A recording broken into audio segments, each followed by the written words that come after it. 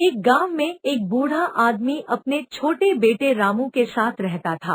बूढ़ा आदमी रामू को कुछ भी बोलता तो रामू साफ मना कर देता, कोई भी काम करने से इनकार कर देता। वह बहुत जिद्दी था। एक दिन की बात है, रामू और राजू जंगल की पगडंडी पर चलते हुए आपस में बातें कर रहे थे। चारों तरफ बड़े बड़े पेड़ थे। पंछियों की चहचहाहट और पत्तों की सरसराहट के बीच ठंडी हवा बह रही थी। कुछ दूर चलने के बाद उन्हें एक बूढ़ा आदमी दिखाई दिया जो एक बड़े पत्थर पर बैठा था। वह काफी थका हुआ और उलझा हुआ लग रहा था। अरे बच्चों, इधर आओ। तुम लोग कौन हो और इस जंगल में क्या कर रहे हो? मैं राजू हूँ और ये रामू है। हम जंगल में घूम रहे हैं। आप कौन हैं और इस जंगल में क्या कर रहे हैं? रमेश ने गहरी सांस ली और धीरे धीरे बोला, मैं रमेश हूँ। कई सालों से इस जंगल में आ रहा हूँ। लोग मुझे सनकी समझते हैं, लेकिन मैं जानता हूँ कि इस जंगल में कुछ राज छुपे हुए हैं। रामू और राजू की आंखें चमक उठी। राजू उत्सुकता से बोला, राज? कैसा राज? रमेश ने इधर उधर देखा और फिर धीरे से बोला, यहाँ एक खजाना छुपा हुआ है, एक पुरानी गुफा के अंदर, लेकिन उसे ढूंढना आसान नहीं। उस खजाने की रक्षा एक शापित आत्मा करती है। हमें डराने की कोशिश कर रहे हो क्या? ऐसा कुछ नहीं होता। अगर खजाना है तो हमें बताओ कि वह कहाँ है। रमेश ने मुस्कुराकर कहा, तुम्हें सच में खजाना चाहिए तो सुनो, वह गुफा नदी के दूसरी तरफ है, लेकिन वहाँ जाने से पहले तुम्हें 3 सवालों के जवाब देने होंगे। जो भी गलत जवाब देगा वह गुफा में प्रवेश नहीं कर पाएगा।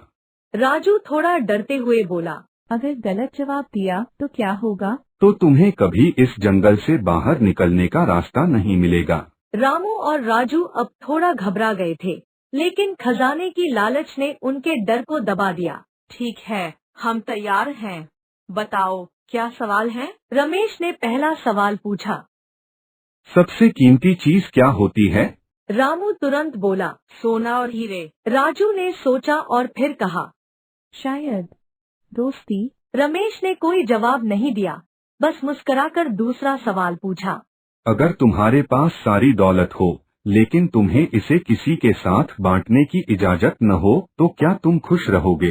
रामू ने कुछ सोचा और धीरे से कहा, शायद नहीं।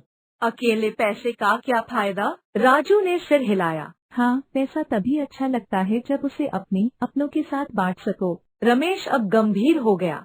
उसने तीसरा और सबसे कठिन सवाल पूछा। अगर तुम्हें 2 रास्ते मिलें, एक आसान लेकिन बिना खजाने का, और एक खतरनाक लेकिन खजाने तक जाने वाला, तो तुम कौन सा रास्ता चुनोगे? रामू बिना सोचे बोल पड़ा, खजाने वाला। राजू कुछ देर सोचता रहा और फिर बोला, मैं पहले देखूंगा कि खजाने का क्या उपयोग है।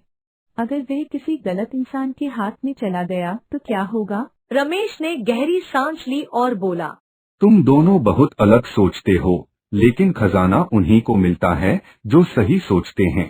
रमेश ने धीरे से इशारा किया और बोला, उस दिशा में जाओ, वहाँ तुम्हें गुफा मिलेगी। लेकिन याद रखना, खजाने से ज्यादा जरूरी वो सीख है जो तुम रास्ते में पाओगे। रामू और राजू ने एक दूसरे को देखा और फिर गुफा की ओर। उन्हें यह नहीं पता था कि वहाँ उनका सामना किससे होने वाला है। रामू और राजू हंसी मजाक करते हुए जंगल में आगे बढ़ रहे थे। चारों तरफ घना जंगल था। हल्की हल्की ठंडी हवा चल रही थी। राजू बार बार पत्थरों को ठोकर मारते हुए कह रहा था, अरे रामू, सोच ले, अगर खजाना मिल गया तो हम पूरे गांव के सबसे अमीर आदमी बन जाएंगे। फिर तेरे पापा भी तुझे कुछ बोल नहीं पाएंगे। अरे बस, यही सुनना बाकी था। वैसे भी मेरे पापा हमेशा मुझे डांटते रहते हैं। अब तो अगर मैं राजा बन गया तो उनकी भी छुट्टी। दोनों हंसने लगे, लेकिन तभी अचानक चारों ओर ठंडी हवा तेज हो गई। पेड़ जोर जोर से हिलने लगे और एक अजीब सी सनसनाहट होने लगी। तभी अचानक सामने धुने जैसी सफेद आकृति प्रकट हुई। एक आत्मा, उसकी आंखें चमक रही थी और वह हवा में तैर रही थी। रामू, ये क्या था? रामू आश्चर्य से, अरे यह आत्मा है। लगता है यह खजाने की रखवाली करती है। राजू पीछे हटने लगा, लेकिन रामू अपनी जगह पर डटा रहा। उसने आत्मा की आंखों में देखा और सीधा सवाल कर दिया, तुम कौन हो? आत्मा की आवाज गूंजने लगी, जैसे कई आवाजें एक साथ बोल रही हों। आत्मा, मैं इस गुफा का रक्षक हूँ। जो यहाँ खजाने की तलाश में आता है, उसे पहले मुझसे सवाल पूछने होते हैं। राजू अब तक कांपने लगा था। अरे भाई, हमें कोई सवाल नहीं पूछने, हम चले जाते हैं। अगर हम तुम्हारे सवालों के जवाब दे दें तो क्या हमें खजाना मिल जाएगा? आत्मा ने गहरी आवाज में कहा, हाँ, लेकिन एक बात जान लो, खजाने से बड़ा कुछ और भी है। रामू को आत्मा की बात अजीब लगी, लेकिन उसने और सवाल किए। क्या इस खजाने का कोई श्राप है? नहीं, लेकिन इसे पाने की दौड़ में कई लोगों ने अपना सब कुछ खो दिया है। रामू और राजू ने एक दूसरे को देखा। राजू ने धीरे से कहा, भाई, कुछ गड़बड़ लग रही है। लेकिन रामू ने आत्मा से आखिरी सवाल पूछा, खजाने का रास्ता क्या है? आत्मा ने धीरे से हाथ उठाया और सामने की ओर इशारा किया, सीधा चलते जाओ, 5 मिनट में तुम्हें खजाना मिल जाएगा। लेकिन सुनो, तुम्हारे पिता मरने वाले हैं, उनके पास सिर्फ 7 मिनट है। अगर तुम अभी वापस घर भागो तो 5 मिनट में पहुंच सकते हो और उनसे 2 मिनट बात कर सकते हो। रामू के दिमाग में जैसे बिजली कौंध गई। रामू, जो हमेशा अपने पापा की बातों को अनसुना करता था, अब अचानक उनके बारे में सोचने लगा। उसने कितनी ही बार उनसे झगड़ा किया, उनकी कोई भी बात नहीं मानी, लेकिन क्या यह आखिरी मौका था उनसे बात करने का? उसके दिमाग में खजाने और पापा के बीच एक जंग छिड़ गई। अगर वह खजाने के पास जाता तो वह हमेशा के लिए अमीर बन सकता था, लेकिन अगर उसने यह मौका गवा दिया तो शायद फिर कभी अपने पापा को देख नहीं पाएगा। राजू ने रामू की आंखों में देखा और धीरे से कहा, रामू, क्या करने वाला है तू? रामू जंगल के रास्ते से दौड़ते दौड़ते अपने घर की ओर भाग रहा था। उसके दिमाग में बस एक ही बात घूम रही थी, पापा से आखिरी बार मिलना है। इधर राजू वहीं गुफा के पास खड़ा रहा। उसके मन में खजाने का लालच घर कर चुका था। रामू बेवकूफ है, खजाना छोड़कर चला गया। अगर मैं इसे ले लूं तो सारी जिंदगी राजा बनकर रहूंगा।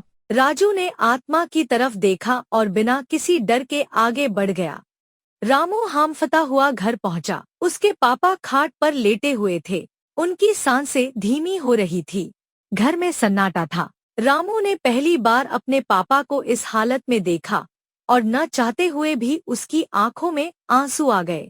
रामू के पापा धीमे स्वर में, बेटा, तुमने मेरी कभी कोई सलाह नहीं मानी, लेकिन अब मैं मरने वाला हूँ। मेरी एक बात ध्यान से सुन लो। रामू एकदम चुपचाप खड़ा हो गया। घर के गेट पर बैर का पेड़ मत लगाना और अपने जीवन का सबसे बड़ा राज अपनी पत्नी को कभी मत बताना। यह वीडियो विशेष रूप से 14 साल या उससे कम उम्र के बच्चों के मनोरंजन और शिक्षा के उद्देश्य से बनाया गया है। इसमें दिखाए गए सभी पात्र, कहानियां और घटनाएं काल्पनिक हैं और केवल बच्चों का मनोरंजन करने के लिए प्रस्तुत की गई हैं। हम इस बात का ध्यान रखते हैं कि कंटेंट सुरक्षित, सकारात्मक और बच्चों के अनुकूल हो। पेरेंट्स और गार्जियंस से निवेदन है कि वे बच्चों के साथ वीडियो देखें और मार्गदर्शन करें। अगर कोई दृश्य, ध्वनि या संवाद असुविधाजनक लगे तो कृपया हमें कमेंट या ईमेल के माध्यम से सूचित करें ताकि हम सुधार कर सकें। धन्यवाद।